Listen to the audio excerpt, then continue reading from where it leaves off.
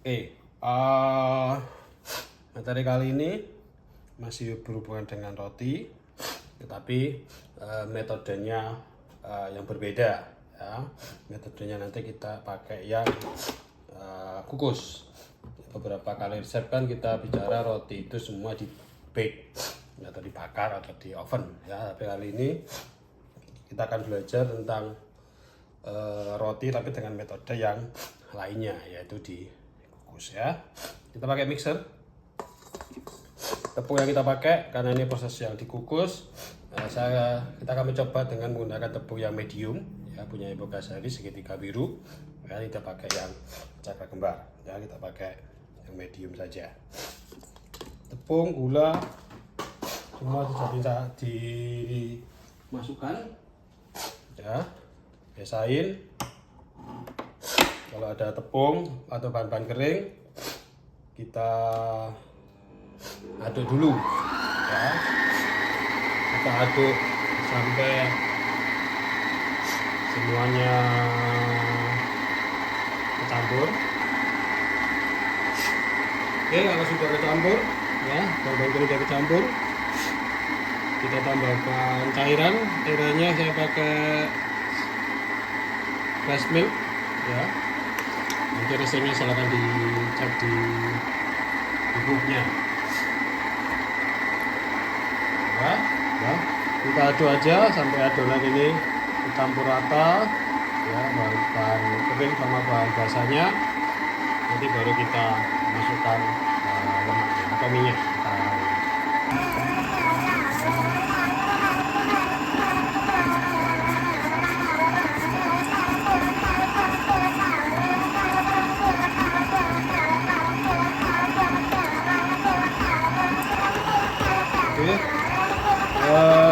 Adonan sudah cukup mungkin dari campur ya, kita masukkan lemak ya, kita pakai minyak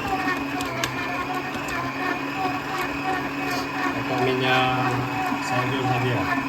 Habis itu biarkan lagi adonan dicampur rata, nanti aduk lagi adonannya sampai halus.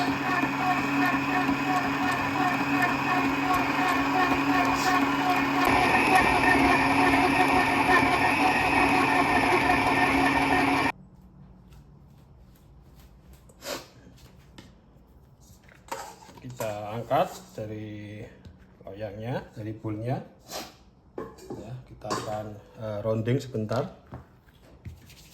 ya, harus kita fermentasi ya, kurang lebih 30 menit ya. Kalau kita perhatikan adonannya semakin halus ya. Kasih alas sedikit sama lemak atau butter ya. Itu kita fermentasi kurang lebih 30 menit. Oke.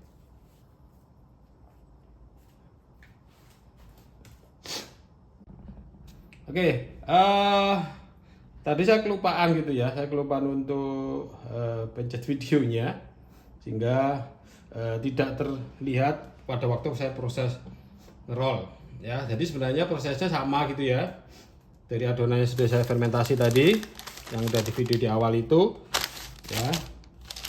Itu saya tuangkan. Kebetulan tadi saya pindahin di bowl. Habis saya roll pakai rolling pin, udah. Habis itu saya tipiskan, ya, saya taruh di dalam loyang.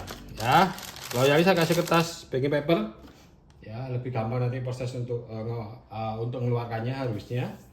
Ya, terus kita fermentasi. Kalau di rumah mungkin lebih panjang, kalau di kampus mungkin nanti lebih cepat karena kita pakai proofing box atau proofing kabinet. Ya, tunggu aja. Oke, next step. Oke ya, sudah mengembang. Kita akan steam ya.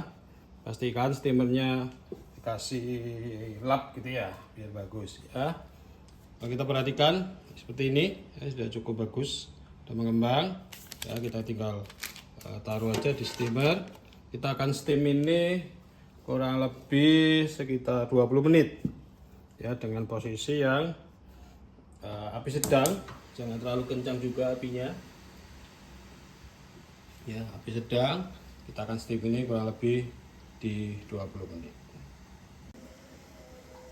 Oke, step berikutnya ini udah kurang lebih 20 menit ya.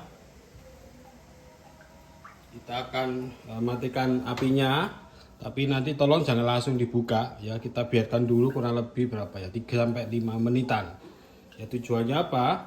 Tujuannya kalau langsung kita buka biasanya itu langsung ngedrop, adonan itu mengkeret ya. Makanya saya akan coba dengan saya biarkan dulu ini adonannya masih di dalam ya, sama sedikit saya buka sedikit aja ya, biar udaranya atau panasnya itu turun perlahan-lahan ya. Kita lihat hasilnya nanti. Lanjut ya, ini kurang lebih tadi sudah 4-5 menitan. Nah ya, sudah terlihat bagus hasilnya, semoga kelihatan di kamera ya. Jadi dia adonannya tidak langsung mengkeret. Biasanya kalau tidak kita keluarkan langsung itu kemungkinan besar adonannya akan mengkeret ya. Kita akan angkat ini. Lanjut, adonan saya keluarkan dari kukusan ya, dari steamer. Saya akan keluarkan dari cetakannya ya. Nah, kita pakai batas jadi cukup mudah ya, seperti ini ya. Sebenarnya prinsipnya sama kayak bakpo ya teman-teman. Nah, nanti kita akan bandingkan pada waktu praktikum. Ini kan tepungnya tidak pakai pemutih, saya tidak campur juga dengan tepung tamian. Nanti di produk yang bakpao ya mungkin kita sama-sama di satu sesi yang sama, kita akan juga buat bakpao ya. Nanti kita akan lihat apakah ada perbedaan di situ ya, terutama warna ya. Ini tidak pakai pemutih. Hari ini juga gula yang saya pakai itu sedikit brown. Kalau di rumah saya suka gula itu bukannya terlalu putih ya, jadi agak sedikit gelap gulanya, tapi hasilnya juga cukup oke sebenarnya ya. Ini kita akan dinginkan dulu, nanti kita baru akan potong ya. Oke, next step.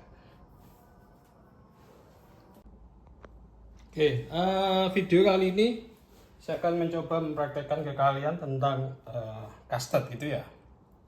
Jadi campuran liquid ya, biasanya pakai flash mill dengan pengental, yaitu pakai egg atau egg yolk ya.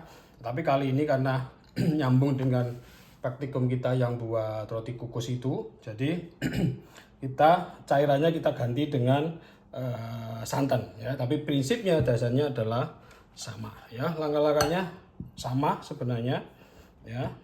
Ada gula ya, saya pakai sugar biasa ya, granulated sugar, sama saya tambahin dengan palm sugar ya. Ingat ya, palm sugar, brown sugar ya, perbedaannya seperti apa sesuai yang instruksi yang sudah kita sampaikan di kelas ya. Tambahkan cairan ya, saya pakai santan instan, jadi saya kasih 1:1 ya. Jadi 1:1 antara cairan dengan santannya ya. Udah seperti ini, saya tinggal rebus saja ya. Lebih bagus kalau pada waktu proses rebusnya kita tambahin pandan. Cuma permasalahannya saya coba cari di sekitar rumah itu tidak ada daun pandan ya. Jadi di hari ini saya tidak akan pakai daun pandan ya. Egg yolk nanti kita tinggal campur saja ya. Egg yolk kita kocok lepas saja, tidak sampai harus berbusa. Nanti setelah kita rebus semua cairannya ini larut ya, kita campur dengan campuran egg yolknya. Tapi pastiin suhu pada waktu kita nyampur tidak boleh terlalu panas ya. Jadi paling tidak 40-50-an derajat ya, kita campurkan dengan campuran kuning telur, baru kita rebus lagi ya. Jadi pengentalnya atau pengikatnya itu adalah egg yolk. Jadi pada waktu kita manasinya pun nanti juga harus prosesnya hati-hati ya. Kita rebus dulu. Oke, lanjut ya. Ini tadi yang sudah saya rebus ya, memang tidak saya kamerakan, cuma hanya merebus saja. Tapi intinya yang pasti semua larut ya, sampai sekali diaduk ya. Setelah itu kan kuning telur tadi kita udah siapkan ya, kita udah kocok lepas, ini sudah hangat gitu ya. Pastikan tidak terlalu panas. Kalau sudah, kita tinggal pindahkan ya, kita campur dengan campuran egg yolk ya. Saya tidak buat banyak gitu ya. Kenapa? Karena ya takutnya juga nggak kepake semua gitu. Jadinya saya buat cukupnya saja ya.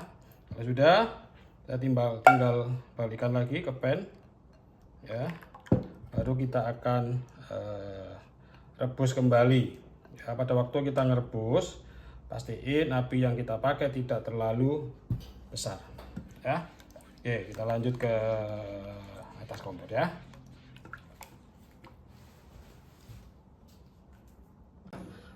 Setelah beberapa lama kan dia sudah cukup mengental, tapi pada waktu kita mengerjakan, jadi sekali-sekali diangkat gini ya. Ya, untuk mengantisipasi apa? Untuk mengantisipasi biar tidak terlalu panas.